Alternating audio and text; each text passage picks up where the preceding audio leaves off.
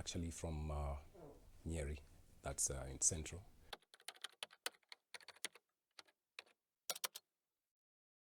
I used to live and work in Dubai for 13 years.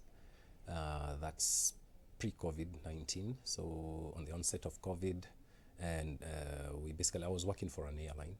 So basically operations, I was in the operations department. So operations were minimal because flights were not going anywhere. Yeah, I hope you remember that time. So borders had been closed. So when flights are not going anywhere, there's no operation going on. You have like 1-2 flights a day, and you are a team of like 20 per shift, and we were working 24-hour shifts split into two 12-hour shifts. So you find that like in one shift, one 12-hour shift, you're only dealing with like 2-3 flights. So you don't need all this manpower.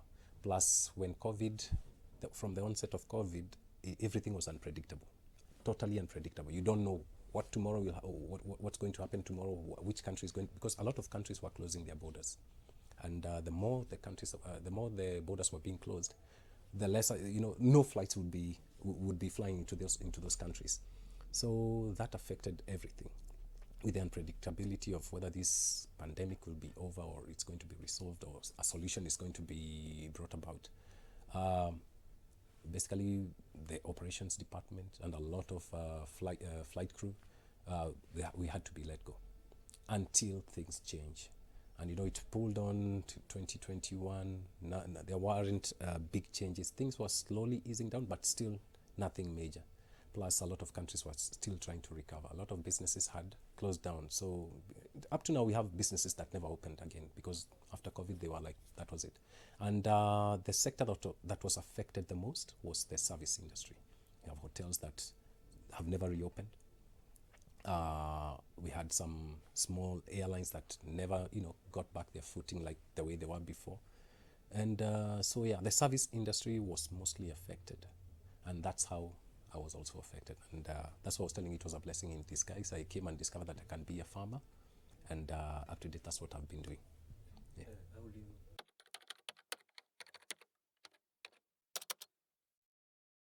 My brother went before me a year before because we could not just go, the both of us. So he went to go and find out whether that place is okay, whether it's conducive, how are the employment opportunities over there. And at that time, I was also finishing up. No, I was actually working for a company as a sales job here in Nairobi. So when he got there 1 year later, he said like the place is okay. There are so many job opportunities. So I followed. And when I got there, you start tamaking na hiyo jua, so that's how it all started. So went there, you get one job. After this job, you find out like your skills can be implemented. The first thing you need to do is secure an employment visa. So you need, because once you go there, you're going on a visit visa, and that visit visa would last you like 2 months. So these 2 months, you have to secure a job somewhere, at least, so that you can be able to have some time over there. Because once you get once you get an employment visa, depending on the company, it should take you. They'll give you an employment visa for like 1 year, while they process the residence visa, which goes every 3 years. So every 3 years you have to renew your visa. So once you get that employment visa, you're secure. You have 1 year. But then again, you are scared of, okay, you might be there. You're there for that 1 year. You want to source for another job, but you're tied up by this other company.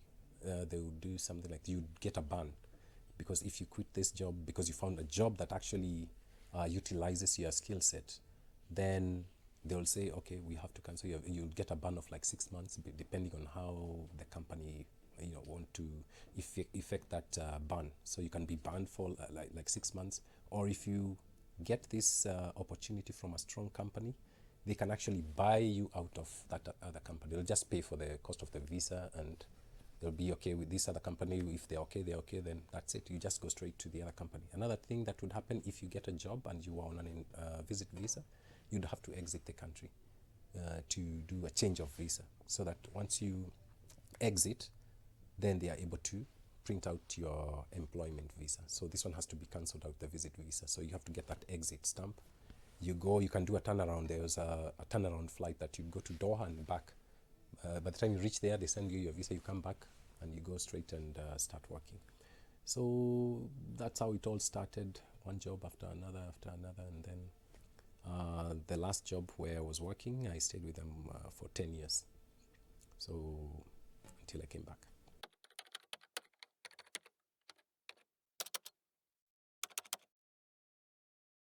Well, I would say right now, if you were to ask me, I prefer being here because of the weather there. You are like above 40 degrees throughout most of the year. It's above 40 degrees, so joto kali 24/7. So you have to rely on the AC.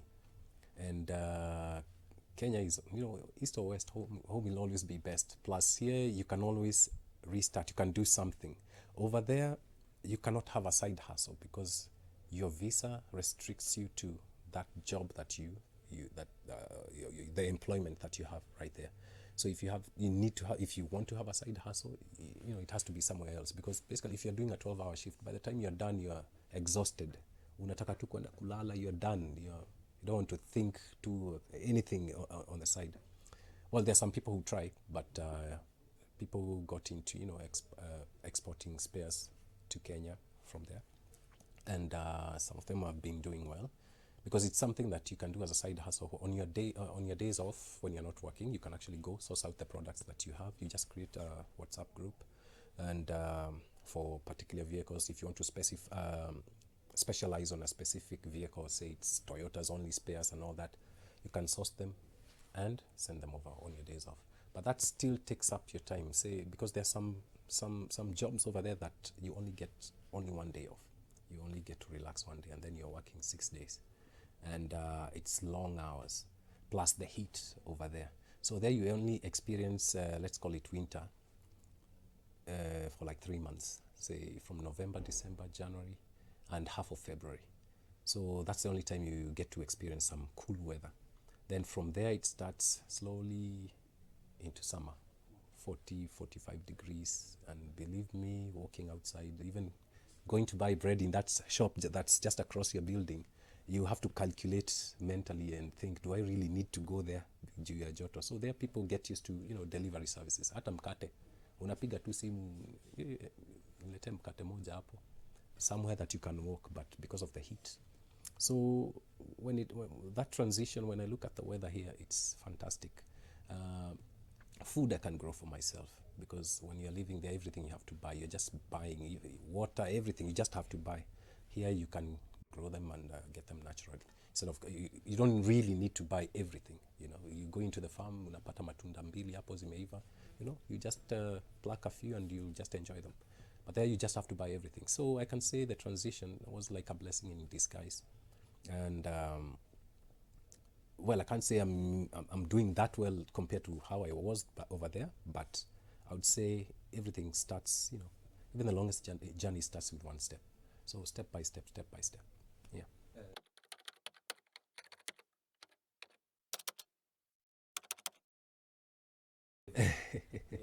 Actually, the funny thing is, when COVID hit, a lot of people took to farming. You realize, like, okay, I'm waiting outside.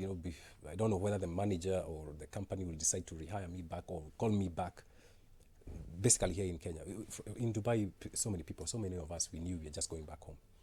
But those who did not know, here in Kenya, from the onset of COVID, a lot of people took up, like you discover, I've been having this farm, I don't know, wherever, in Isiolo, or let's say in Moiga, and I've actually planted like an acre of avocados. Why don't I just go straight and pick them, and nakuja nafungua buti ya gari? And I think you saw it during that period. A lot of people are opening, unakuja unafungua buti ya gari, watu wanakuja wananunua, whether you have pineapples, whatever you have, you just sell from the boot of it. And they were making a lot of money. There are a few people that I know or I heard of, and some of them were even posting in their online statuses that they're actually making more than what they were being paid when they were employed. We had some managers who just decided, well, I think this is a lucrative venture, I'll just be doing this. I actually have a farm, so why didn't I even think about this? Because, when you're employed, you only have that employment mentality all the way till retirement. That's it. That's when you start thinking that you have a farm. But this break that COVID gave us made people think twice, think outside the box. Why don't I I have this skill, I can utilize this skill. I can actually harvest, I can actually be bringing whatever I have in my farm direct to the consumer. Hata nakuja nafungua boot, even on the roadside, I think you used to see them, and they used to sell. So it was an eye opener as well.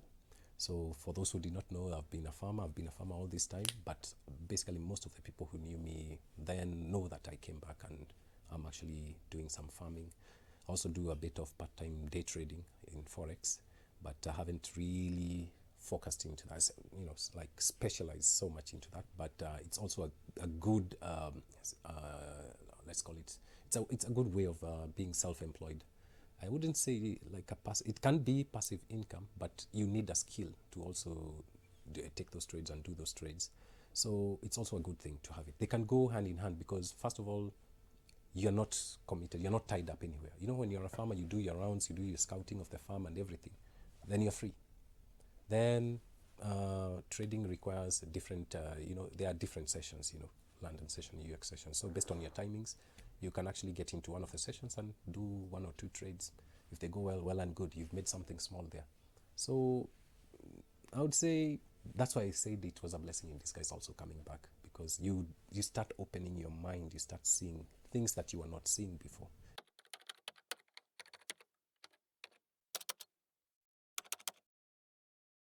Recently, after I came back, that's when I started now my own family. I have a son. He's 1 year, 4 months now.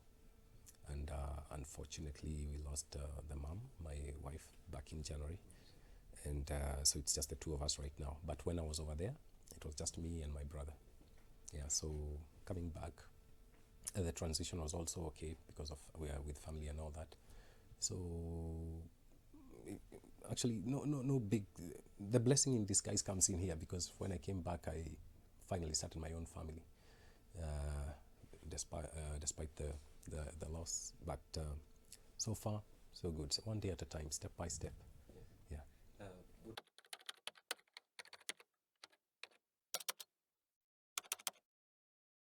So my advice would be whoever is outside the country, if you can invest, really invest. If you have to sacrifice your raha kidogo unapenda, just make some sacrifices and invest whatever you have.